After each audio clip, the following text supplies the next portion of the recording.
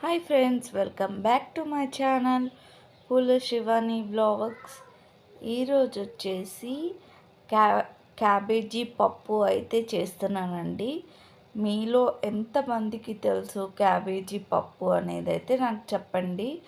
Cabbage అయితే నేను cut చేసేసి ఆనియన్స్, టమాటా, పచ్చిమిర్చి అన్నీ కూడా కట్ చేసేసి పప్పులో అయితే వేసేసుకున్నాను. పప్పు అయితే కడిగేసుకొని పెట్టుకున్నాను.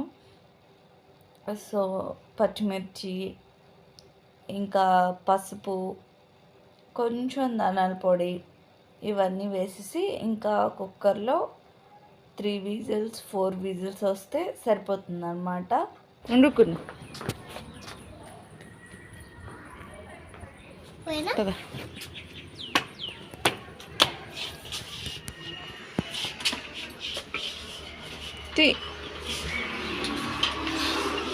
ఒక డోర్ కూడా ఓపెన్ చేయలేకపోతున్నాం.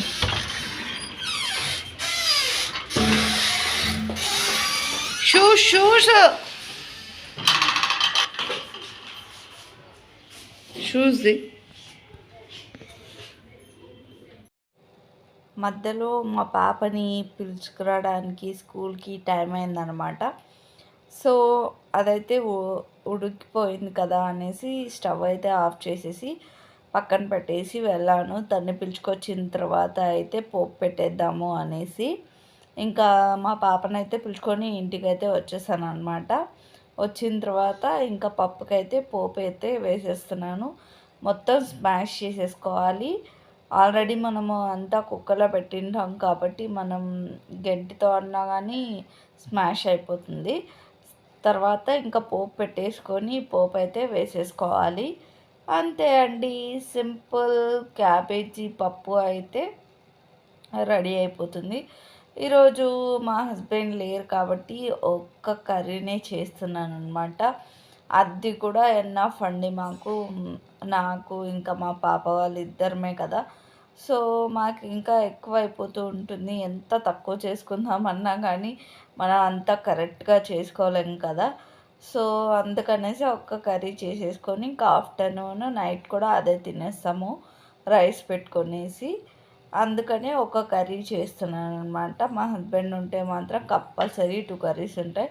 ఒకటి ఫ్రై ఉంటుంది, లేదా ఒకటి ఫ్రై ఇంకొకటి కర్రీ అయితే 2 ఉంటాయి అన్నమాట.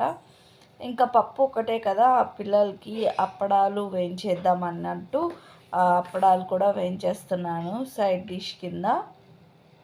ఇంకా అప్పడాలు అయితే వేయించేసుకొని క్యాబేజీ పప్పు, వైట్ రైస్ ఇంకా అప్పడాలతో ఆ రోజు లంచ్ అయితే ఫినిష్ చేసామన్నమాట. మా పాపకి ఫ్రైడే, ఆ రోజు ఫ్రైడే అయితే సివిల్ డ్రెస్ అనమాట. ఇంకా ఇద్దరు అయితే మా పాప వాళ్ళు ఇద్దరు బెడ్రూమ్లో ఎంచక్కా టీవీ చూస్తున్నారు. నేనైతే అప్పడాలు అవన్నీ చేసేసి ప్లేట్లో ఫుడ్ పెట్టుకొని తీసుకెళ్ళి ఇంకా పిల్లలకైతే ఇచ్చేస్తే తినేస్తారనమాట. కంప్లీట్ అయిపోతుంది. మీరు ముందుగానే చేసుకోవచ్చు కదా అంటే ముందుగా చేసుకుంటే అప్పడాలు అనేది మెత్తబడిపోతాయండి. ఇంకా అందుకనేసి నేను రైస్ కానీ, అప్పడాలు కానీ, కర్రీ కానీ మా పాప వచ్చే ముందు చేసుకుంటాను. వేడివేడిగా తినొచ్చు కదా అని. మా హస్బెండ్ ఉన్నప్పుడు కూడా అలాగే చేసుకునే వాళ్ళం. మా హస్బెండ్ హాఫ్ అన్ అవర్కి వస్తాననగా కాల్ చేసేవారనమాట. అప్పుడు నేను చేసేసేదాన్ని.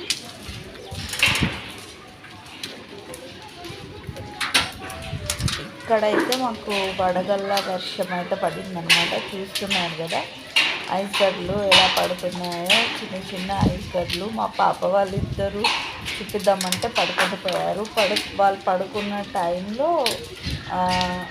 వర్షం పడుతుందేమో అనుకున్నాం, కానీ పెద్ద పెద్ద రాళ్ళ సౌండ్ వస్తూ ఉంటే బయటకు వెళ్ళి చూస్తే వడగండ్ల వర్షం అయితే పడుతూ ఉంది. సో అది మీకు కూడా చూపించేద్దామన్నట్టు తీస్తున్నాను అన్నమాట. ఇంకా మా పిల్లలకు కూడా చూపించవచ్చు అనేసి ఇది కొంచెం అయితే షూట్ చేశాను.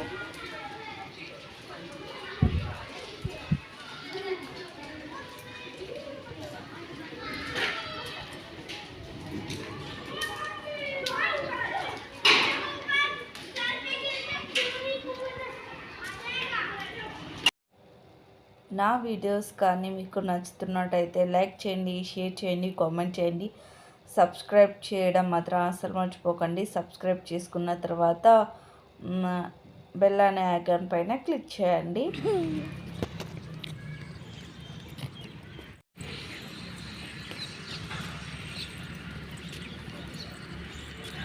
క్యాంటీన్కి వచ్చి అయితే ఇంటికి వెళ్తున్నాం.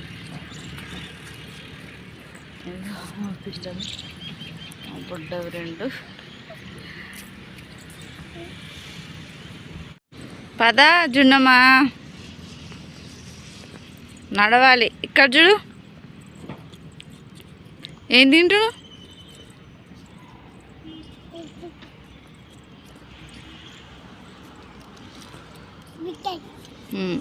పదా. Strawberry flavour biscuit.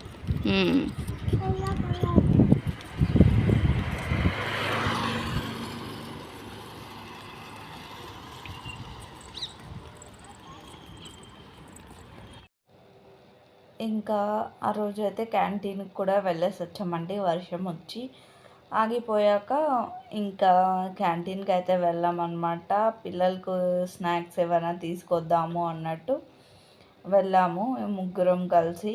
ఇంకా వెళ్ళేసి క్యాంటీన్కి వెళ్ళి వచ్చిన తర్వాత ఇంకా నైట్ అయితే మా పిల్లలు ఏం కావాలి డిన్నర్ లేక అడిగితే ఇడ్లీ అడిగారండి. సో ఇడ్లీ అయితే ప్రిపేర్ ఇంకోసారి బయటకే తీసుకున్నాం.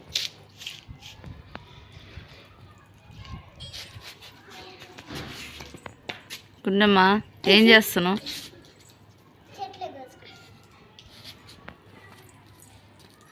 ఆ చెట్లు వద్దు, అవి వెళ్ళు, అవి బెరుక్కోబో.